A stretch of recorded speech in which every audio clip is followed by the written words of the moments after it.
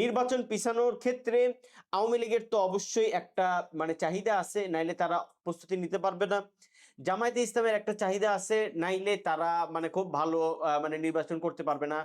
তাদের আরো সরকারের ভিতরে ঘুঁটো করার আছে এবং প্রফেসর ইউনূসও যদি আরো কিছুদিন না পিছাইতে পারে, তাইলে তিনি আসলে বা তার সরকার আসলে রিফাইন আওয়ামী লীগকে মানে এখানে ইন্ট্রোডিউস করাইতে পারবে না। ফলে এই ৩ টা পক্ষই আসলে মূলত কাজ করতেছে বিএনপির এগেইনস্টে। যদি এই আন্দোলনটা আওয়ামী লীগের আগুন সন্ত্রাস এবং জামায়াতে ইসলামের গণভোটের জন্য নানা ধরনের ঘি উঠানো, এই ২ টা জিনিস যদি একত্র হয়ে যায় এবং প্রফেসর ইউনূসের সরকারেরও যদি এখানে একটা নীরব সম্মতি থাকে, তাইলে তো বিএনপি এখানে ব্যাপক মাত্রায় ঝামেলায় পইড়া যাবে এবং এই আন্দোলনটা যদি আস্তে, আস্তে দানা বাঁধতে থাকে, তাইলে তো একটা পর্যায়ে জামায়াত আর আওয়ামী লীগ একটা মানে জায়গায় চলে যাবে। ফলে জামায়াত আর আওয়ামী লীগ মিলে কিন্তু একটা বড় ধরনের আন্দোলন তৈরি করতে পারে এবং তারা নির্বাচনী জোটও ইত্যাদি করে ফেলতে পারে।